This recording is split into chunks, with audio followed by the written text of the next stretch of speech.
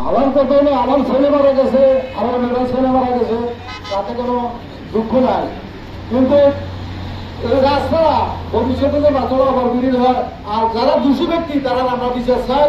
আমার ছেলেকে আর কোনো কোনো ছেলে প্রাণ না যায়। ছেলেগুলা ছাত্রগুলার অব্যবস্থাপনা ব্যবস্থা কোনো ব্যবস্থা ছাড়া গুলা টাকা করে নিছে প্রশাসন, ইউনিয়ন চেয়ারম্যান অবস্থান নেওয়াতে ছেলেগুলো এত বড় একটা দুর্ঘটনা হয়েছে।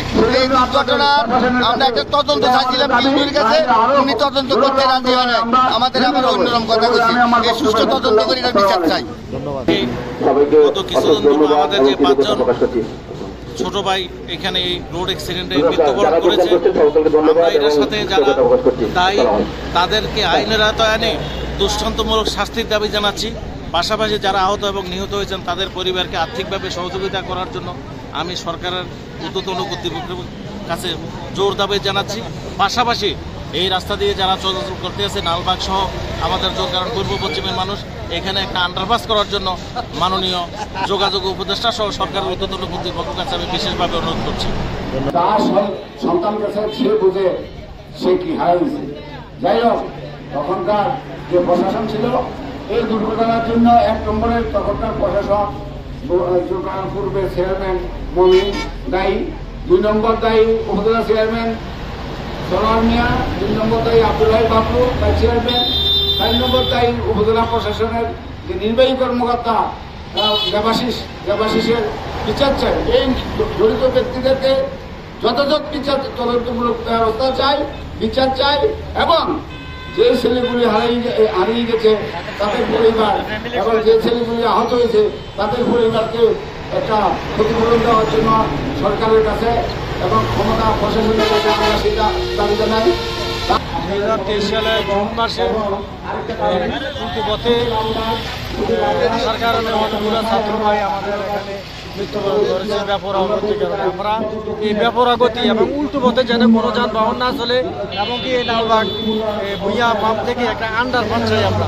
আর যারা এই হত্যাকাণ্ড ঘটিয়েছে তাদের আমরা দৃষ্টান্তমূলক শাস্তি হোক, এটা আমরা দাবি করছি। সুস্থ একটা বিচার যারা যারা তার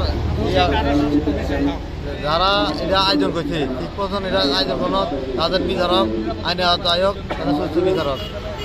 যে মানুষ মারা গেছিল, প্রায় 17-18 জন আহত হয়েছে, 5 জন নিহত হয়েছে। আমাদের লালবাগ থেকে পুজোর কারণে যে কাটাটা, এই জায়গাটা হলো একটা মরণ খাত।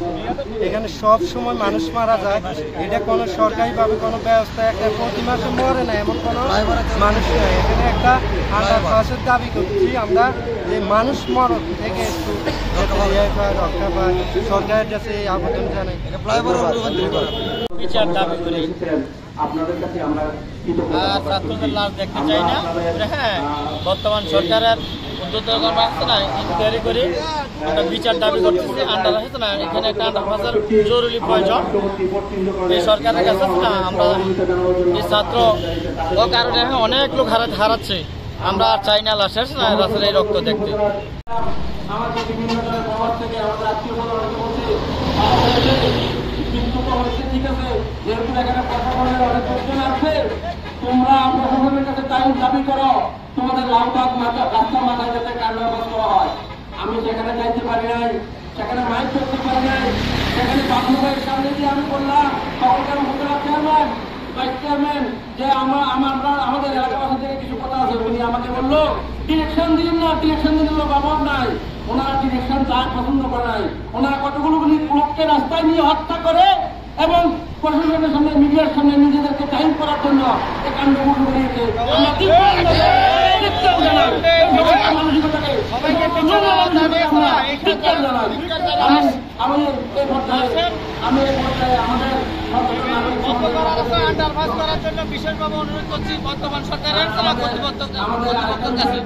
আমি বলবো আমাদের তাই লালবাগের সময় নিহত আমাদের স্বামীদের পিতা মোহন মিয়া আমার সাথে আছেন।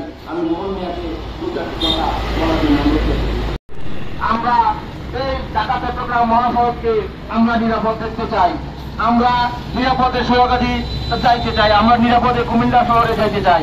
আমরা আশা করি প্রশাসন এই ব্যাপারে সুযোগ সৃষ্টি করবেন, আমাদেরকে একটা আন্ডারপাস করে দিবেন।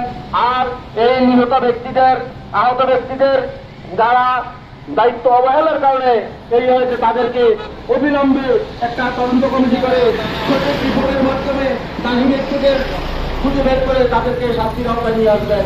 আমি আপনাদের কাছে আকুল আহ্বান জানাচ্ছি।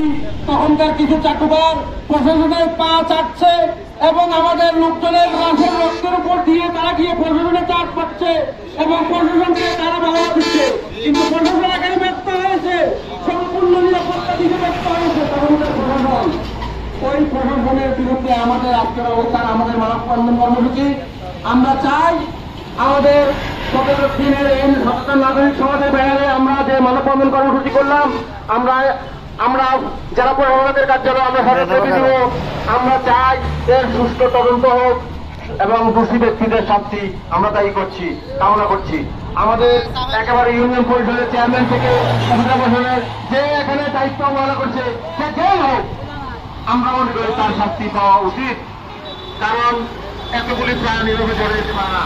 পাশাপাশি আরেকটা বিষয় আমাদের দাবি ছিল, আমরা এই প্রাণের বিনিময়ে আমরা চেয়েছিলাম এখান দিয়ে একটা আন্ডারপাস করে দেওয়ার, আমরা সেটাও জোর দাবি জানাচ্ছি আমাদের যাতে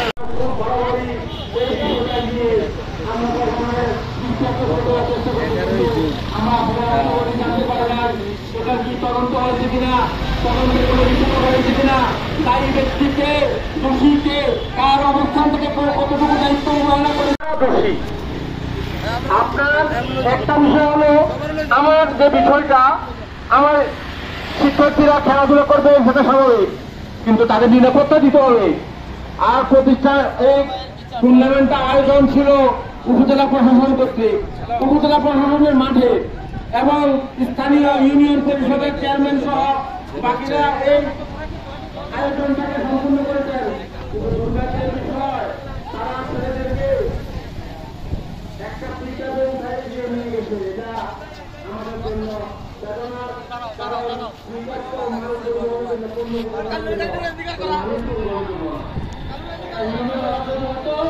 তাহলে এভাবে